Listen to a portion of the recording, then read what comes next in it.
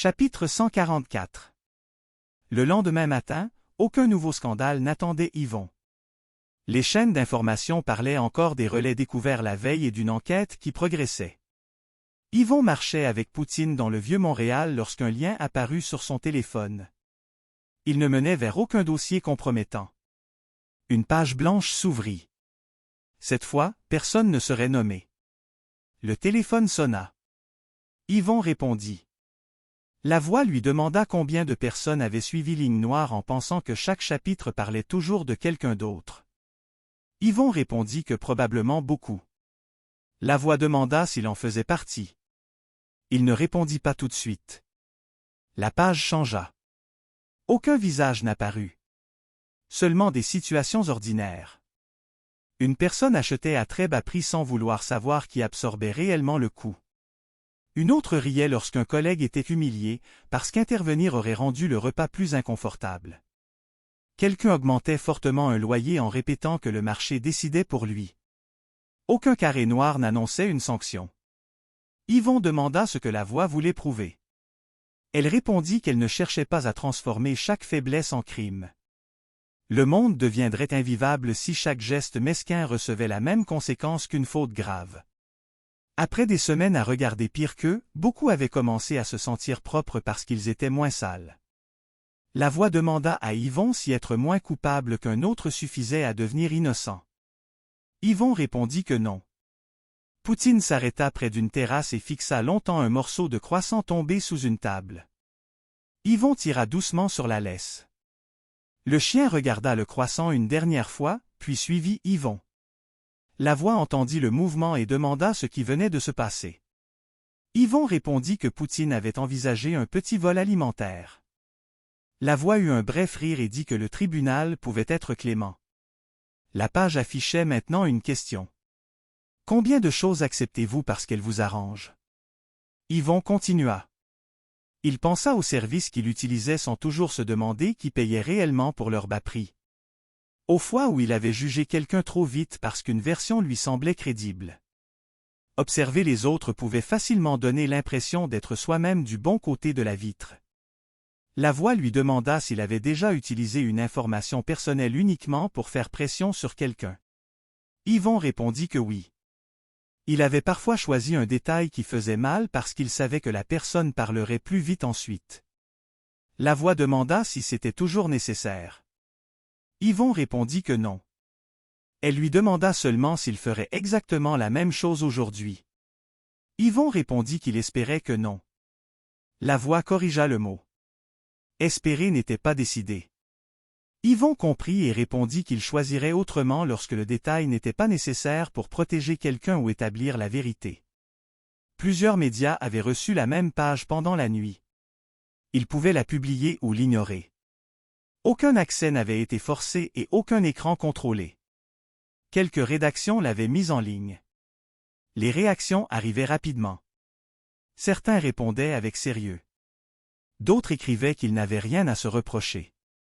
Une femme reconnaissait avoir acheté pendant des années sans vouloir réfléchir aux conditions de fabrication. Un homme admettait avoir laissé un collègue se faire humilier parce qu'il craignait de devenir la prochaine cible. La voix dit à Yvon que ses aveux n'effaçaient rien, mais que personne ne les avait arrachés. Yvon demanda si elle voulait maintenant que tout le monde se confesse publiquement. La voix répondit que non. Transformer la culpabilité en spectacle créerait seulement une compétition pour paraître meilleur. Elle voulait seulement que chacun cesse de réserver la morale aux fautes assez grosses pour passer aux nouvelles. Yvon demanda où placer la limite.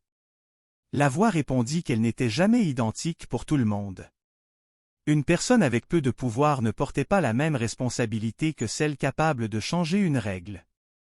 Une erreur reconnue n'avait pas le même poids qu'une faute répétée après plusieurs avertissements. Une pensée laide n'était pas un acte, et un acte maladroit n'était pas automatiquement une condamnation. Le livre ne disait pas que tout le monde était coupable pareil. Il demandait à quel moment une faute devenait assez lourde pour exiger une conséquence. Yvon regarda les passants. Une femme céda sa place sur un banc à un homme qui marchait avec une canne.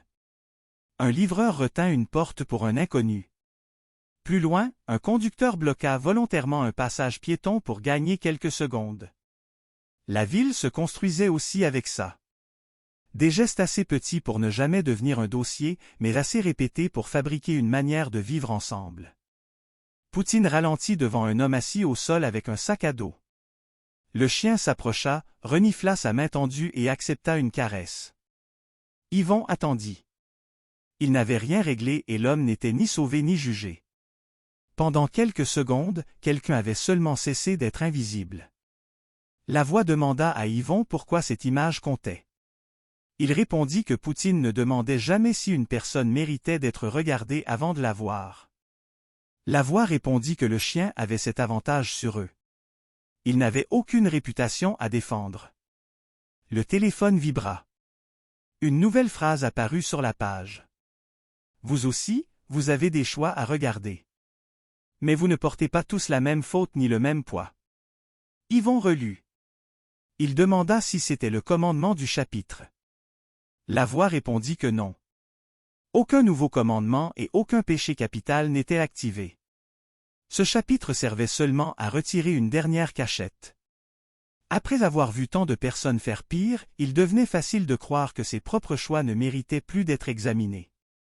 Yvon demanda si elle se plaçait elle-même dans ce miroir. La voix répondit qu'elle y était depuis le premier chapitre. Elle avait choisi, manipulé, exposé, provoqué et parfois franchi ses propres limites. Refuser de le reconnaître transformerait tout son discours en excuse. Yvon pensa au chapitre précédent, à la machine qui commençait enfin à toucher certaines couches du réseau. Le narrateur adaptait sa méthode parce qu'elle avait montré des faiblesses. Reconnaître une faute ne rendait personne propre. Cela donnait seulement une chance de ne pas recommencer exactement pareil. La voix demanda à Yvon pourquoi les gens tenaient autant à dire qu'ils avaient les mains propres. Il répondit que c'était plus facile que de regarder ce qu'elles avaient réellement touché. La voix lui dit de garder cette réponse. Elle lui servirait bientôt, quand il faudrait regarder ceux qui prétendaient n'avoir jamais rien touché. Puis l'appel prit fin. Yvon rangea le téléphone. Poutine marchait près de lui, tranquille, sans savoir qu'il venait encore de servir d'exemple. Yvon sourit légèrement. Il n'avait pas besoin de croire que tout le monde était coupable. Il avait seulement cessé de croire que la morale commençait toujours chez les autres.